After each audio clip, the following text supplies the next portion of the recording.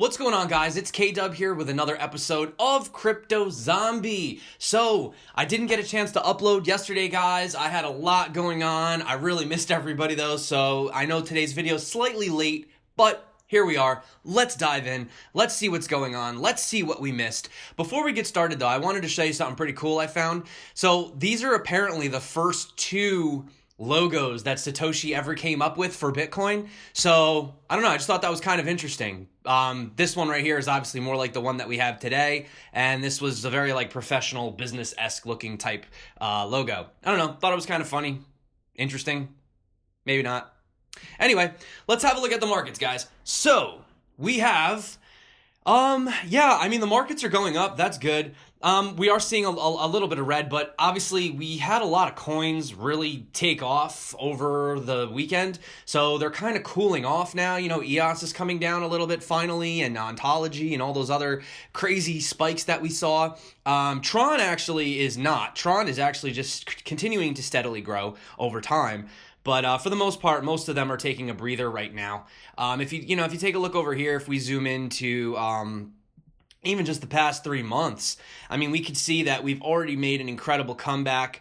We're not quite there yet to where we were, obviously, clearly, but, you figure about 3 months ago, we were about 529 billion, and we're currently around 429. So, another 100, and we're basically right back to where we were. So that looks like it's some really healthy growth. And like I said, guys, I'm really happy that we're not doing that exponential growth this time. I'm glad that it's happening gradually and slowly, even though I know that's not what we want, but it's healthier. It's better. Because if we have that parabolic uptrend, that's when you're going to have that major crash again. And you guys really don't want that. So if we look at some of the biggest gainers, we do have ELF and QASH in the first two places. Obviously, Ontology has made the list as well as Neblio. Loopring, Substratum, Tron, Qtum, very good. But so what's the news coming out of ELF? I tried to basically look into this. It seems like for the most part, they're just, they're very active. I'll give them that. They seem to be doing this countdown to Singapore Ritz-Carlton. Join hands with our partners to bring innovation to blockchain business through blockchain. So you can see they've kind of been, there's been like a lot of hype sort of going on around that and what that's gonna be about. So that could be it. I'm not too sure, though. I know they've been really, really busy, and they've had a lot going on lately, so that could possibly be it. Also, as far as QASH, well, we did have cryptos get released, right? And then the other thing, too, is the World Book finally coming out for the, liquidity or liquid by Coin 1. Very, very interesting. I have to look into more of this connection between QASH and all these other exchanges and stuff that they're doing. It looks like they're really building something massive here, and I'd like to have a much deeper look into this. Now, QASH is not a new coin. I've heard about this before. I didn't realize the massiveness of it, and I'm definitely interested in looking a little more into this coin in the future. So if you guys want me to talk about QASH in a little more detail, let me know below. Obviously, we've had our really big grower, Ontology. Now, Ontology has pulled back a little bit, but guys, I wanted to point something out real quick about Ontology. Now, don't forget, they didn't actually have an official ICO. So, think about how crazy this is. So, if you had signed up for the newsletter, you got airdropped 1,000 Ontology just for signing up for a newsletter. Those 1,000 Ontology, if you didn't sell, are now worth over $8,000 today. Can you imagine that? Like, what other project? And then if you went to the Neo DevCon, they gave you another 500. And then obviously, if you were a Neo holder, you got airdropped Ontology as well. And we're still waiting on that second airdrop once the mainnet goes live. So, I picked up most of my Ontology basically for free. And, if you guys were holding Neo back in the day and stuff, I mean, I know you're happy about this, but I just wanted to say it's really crazy how, literally you signed up for a newsletter and now you have $8,000. That's crazy. What other coin has offered that? Another thing, too, with a lot of excitement that's been coming out, they did talk about the VBFT. Which, if you guys just want to know, really super quick, it's basically a new consensus algorithm that combines proof of stake and verifiable random function, as well as Byzantine fault tolerance. So basically, the nodes that apply for participation in the network, it's going to be by placing stakes. So it's going to be randomly selected, essentially. And then these several nodes are going to be selected from all of the consensus nodes. And then these nodes are going to take the responsibility to propose and verify and vote for new blocks. So in short, VBFT achieves chain scalability by consensus node selection with the VRF, anti-attacking ability by randomness, and proof of stake and fast state finality with the BFT. So I guess basically it's like a lottery. Kind of randomly picks a node, and then that node basically represents the group, right? So kind of in a weird way, this sort of reminds me of what I talked about with Fusion. It's probably not exactly the same consensus. They were doing a hybrid proof of stake, proof of work, but it was almost like that random selection from tier 1 moving up to tier 2 as the representative, and that randomness creates a lot more fairness. It also makes it a lot more difficult for somebody to attack the chain, and obviously having, you know, BFT, hopefully that means it's, not a forkable chain, right? So those are all really good things coming out of Ontology. You've also seen they've had their monthly reports. They've talked about new members. They have 2 new software engineers, 2 senior, 1 marketing director. They talk about the roadmap getting updated. Obviously the GitHub, as well as their partnerships with Sequoia Capital, Matrix. You can come down here, obviously on-chain hashed, we knew that. And then they go into some of the analytics of the community growth and stuff like that. So that's basically coming out of Ontology, guys. Then we do have ICON having ICONest, which is ICON's launch platform, essentially for, tokens, ICOs in the future. So the first one, we have Blue Whale, which is currently utilizing the ICONest for their token sale. This is basically what it looks like. And yeah, so that's basically that. And then one of the cool things I highlighted down here is it says that you can actually experience this in their booth at Consensus. So if you're going to Consensus, you'll be able to experience that.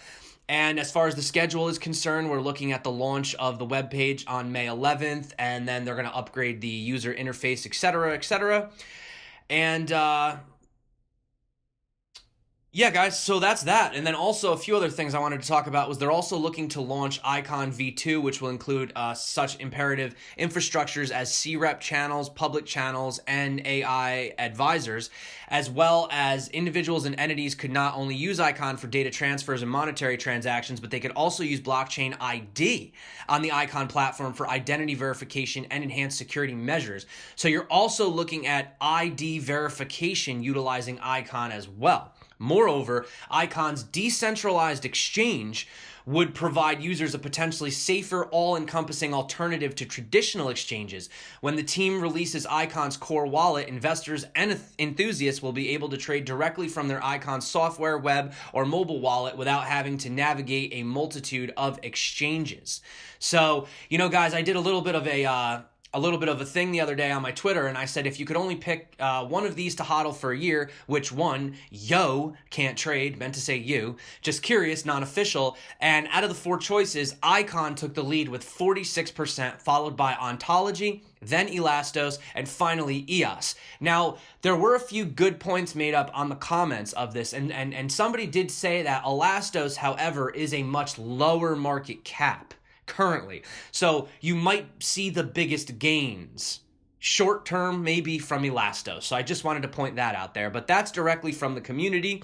So obviously that's where a lot of the focus. We've seen EOS and Icon and Ontology and Elastos also having a very great weekend. So moving on to some other coin news, we do have Quantstamp successfully security audit of Binance's ERC20 tokens. So they recently assisted Binance to audit their list, right? Because we heard about the recent batch overflow, proxy overflow vulnerabilities where some exchanges had to shut down. So Quantstamp's automatic and manual audits allowed them to swiftly audit and secure all presently listed ERC20 tokens on Binance. They said, we have determined that they are unaffected by the recently identified vulnerabilities. And then we do have Binance over here verifying, saying, we're all good on our end. Thanks, Quantstamp. You guys are the best. Okay, so that's basically that. Also, speaking of other exchanges, we have CoinEx rolling out 0 zero fees in crypto to crypto trading pairs. So they announced that they'll be introducing around 23 crypto to crypto trading pairs with absolutely no fees as an added incentive for new cryptocurrency investors who are hoping to enter the market in a big way. Now, I also want to mention that CoinEx was not the only exchange to introduce pairs. Last week, we also had ZebPay from India announcing crypto to crypto trading pairs as well. Okay, so that's more stuff coming out of news as far as those are concerned with exchanges.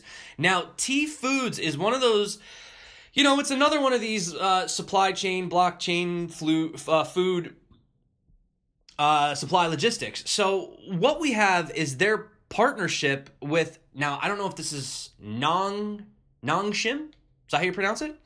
So basically, if we come down here, we see that the partnership is a pig and cattle pilot project, preferably including suppliers connected to Nongshim's Mega Mart retail chain. So to dive a little into what they are, Nongshim is a 53-year-old international food conglomerate headquartered in Seoul, South Korea.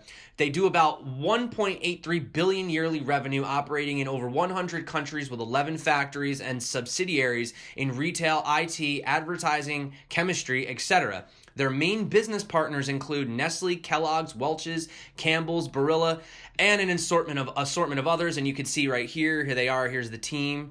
You have Eric and the doctor. There you guys go. Also, real quick, just wanted to talk about Payfair because it's happening right now. It might even be live by the time this video goes out. So according to this, we have less than 40 minutes until Payfair goes live. So currently we have just the demo, but yeah, so that's probably going to be live by the time this video comes out, guys. Also, Internet Node Token. I know there's a lot of people out there following Internet Node Token. I just wanted to let you know that they did release a brand new white paper. So if you are one of those people who just love to read white papers, this might be a post for you. So check that out for sure. Now, what about this over here? So we have this security audit firm that is saying they discovered a critical vulnerability in the EOS smart contract. So Leon and Tech and its research platform VAAS, Verification as a Service, which is part of the EOS Cybex group, has identified a critical vulnerability embedded in the EOS smart contract architecture. The flaw is strikingly similar to the batch overflow bug that crippled the ERC20 tokens last week. So Leon and Tech took a close look at the batch overflows, exploit, and investigated the EOS blockchain smart contract architecture using integer overflow vulnerability detection and security verification, and found that the smart contracts on the EOS blockchain are subject to almost exactly the same vulnerability. Now, I'm obviously just a guy reporting what I see on the internet. Don't take everything that you read to be true. I don't know, okay? This is the first time that I'm hearing about this. I am interested. I don't think this is a bad thing. I would rather find these bugs out before the project goes officially live. We're still technically in the longest ICO of all time. So could this be an issue? Possibly. However, maybe it's a good thing that we found it out now, sooner than later, right? I'd rather fix it before this thing is everywhere, before you open Pandora's box. So that's something to just keep in mind. Also, Chalie Lee making the statement saying that to make Litecoin more decentralized, eventually I would step away. Good old Chuck. So yeah, Chalie Lee basically is saying that, he says Litecoin is more centralized because I'm around. So it has more of a centralized development team, has more centralized foundation. I can steer Litecoin towards my vision and people will listen because I created it. For a currency to really be a worldwide decentralized currency, you can't have a real leader who's trying to control things. So to make it more decentralized, eventually I would have to step away. So we've already seen him sell all of his Litecoin, although a lot of people kind of took that the wrong way, right? That was the whole conflict of interest. And now we're seeing him say, eventually I will have to totally move away from this for it to become a completely decentralized cryptocurrency. Though in the past, we know that these types of actions tend to hurt the brand more than help the brand, but that's what good old Chuck has to say about that. Also, one of the biggest topics, I think a lot of people are talking about this, so why don't I just talk about it too? So banking giant ING is quietly becoming a serious blockchain innovator. Now, one of the things, now we all know about ZK snarks, zero knowledge proofs, and things of that nature. So they've basically come up with a modified version called zero knowledge range proofs, which can prove that a number is within a certain range without revealing exactly what the number is. This is an important improvement because it uses less computational power and therefore runs faster on blockchains. So, for example, zero knowledge range proofs can be used to prove that someone has a salary within the range needed to attain a mortgage without revealing the exact amount, right? So you could still be transparent without it being invasive, right? Like if I want to go to apply for a loan, but I don't feel comfortable telling them how much money I actually make, or if you want to, prove that something occurred, prove that something happened. They give another example. Imagine that you could validate someone lives in a country that belongs to the European Union, but they don't want to reveal exactly which country. Okay? So that's basically some of the biggest innovators, and you have ING basically really at the forefront, ready to just dive into this technology and utilize it for their cases, which in this specific instance is banking. Okay, they're bankers, so they're going to use it for banking, but it could be used for so much more. So you got to start somewhere. As far as mass adoption is concerned, we're seeing MasterCard publishing a patent to speed up blockchain node activation. They go in to explain the node on the network may quickly navigate the blockchain by identifying blocks that have activated fast track flags. For verification, the node may identify the earlier fast track block, etc., etc. So guys, I spoke about this earlier. This is just a little bit of an update on the whole MasterCard issue, but yeah, so that's just more news coming out of adoption, basically. Also, guys, we did speak yesterday about, 2 days ago, about Zebi being released. Now, some people were telling me that with cryptos, there's a little bit too long of a verification period to wait, which, yeah, I agree. 2 weeks is pretty insane if you ask me. So, also, if you guys want, I just want to let you know, IDEX is a great exchange as well. If you guys want, you could pick up some great tokens. I mean, you could see they're already trading Holochain, which came out not too long ago, and that's already up 80. Oh my goodness, it just moved. It's up 94%. So, you could look, if you wanted to get involved in Holochain early, you could have bought it on IDEX, and now it's already up almost 100%. Zebi on the day is seeing an 8% increase. It was trading for like a minute at like $96, which is freaking insane. I feel bad if anybody bought that high. It was around 16 cents, and now it's taken a dip back to around 10 cents. So if you guys didn't pick it up on the other exchange, that's a good opportunity. And the other thing I wanted to talk about IDEX too is it's just a great place to buy gems. I mean, obviously this isn't promoted in any way. There's no affiliate links whatsoever. I'm just being like as helpful as I can. Some of these great gems that we've also seen that have really exploded, you have Tomo Chain, which has taken a slight hit, but it's only because of its massive rise. Now look at this. All this accumulation right here, all of this massive. So down here you had Tomo Chain, at its lowest, you had it for like 35 cents, and now it's around $1.85. And currently, that's really trading all of its volume on IDEX as well. So anybody that really wanted to get in early on Tomo Chain, IDEX was the place to be for that. Also, we've spoke about on my Telegram channel, another project that is up and coming is Origami. And, they were only on IDEX, and they were trading for about 7 cents when they first came out. And now they're up to $1.25. So these are all these different projects that, you really can't pick up anywhere else. You have to. I mean, look at HOT. Look at Holochain. That thing is just on a tear right now. It is a little slow of a website, though, I will say that. But, it's worth the wait if you want to get those deals. So, let's zoom in a little on that. Yeah, so currently it looks like, yeah, that's the good thing, too, is there usually is that dump, and there's that nice accumulation period down here. So that's IDEX in a nutshell, guys. I'm just saying it's a great place to pick up some gems. Also, I wanted to talk about BlockNation. So they are the first decentralized ICO on Komodo. They are going to be doing this in 2 days, guys. 2 days and 10 hours. So I just wanted to just remind you guys about that, and also let you know that I am going to be doing an interview with the CEO, Graham Perkins. We'll see if I can have that out by today. I don't know if that's going to be possible. If I can drop that interview later on tonight, I will. This is a really great project. I got to experience it firsthand. They have more than just an MVP. They have a real working product that just straight up works. They're not even developing anything. Their main objective now is to get this out. You know, they want to promote it. They want to basically expand upon what they already have, which is a working product that you can use today. So I figured I'd just throw that out there too, guys. Oh, this is another funny thing. Did you guys see the Swiss National Bank? So somebody somebody has the Bitcoin logo on the Swiss National Bank. I thought that was really cool, like a fun little prank that they're kind of playing. And the last thing I wanted to talk about was just, I think about this all the time.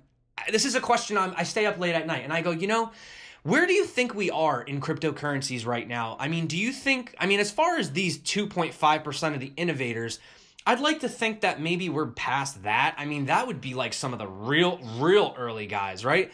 I would say that we're somewhere in the early adopters. Now, I've heard people say that we could be up here in the early majority.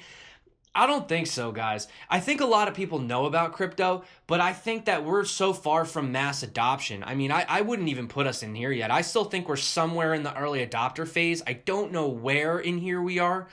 I mean, we might be just entering the early majority, but I still think it's very early. So for everybody that gets frustrated with these markets, the markets go up, the markets go down. I bought at the all-time high. Is Bitcoin ever going to go back up to 20K? I think yes to all of these.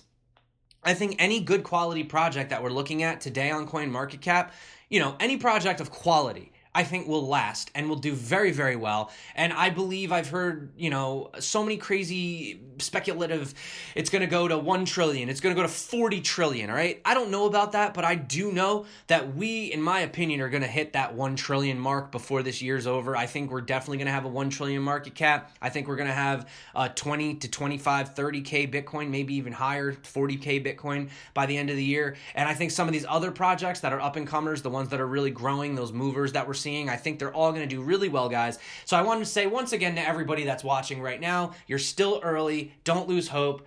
To the moon, guys. This is just the beginning. So that being said, I wanted to say thank you so much again for coming back to my channel. I love you guys so much. Every comment, I love to read your, everybody that's been liking, subscribing. You're all amazing. So that being said, guys, my name is K-Dub. This is Crypto Zombie. Until next time, stay crypto and peace out.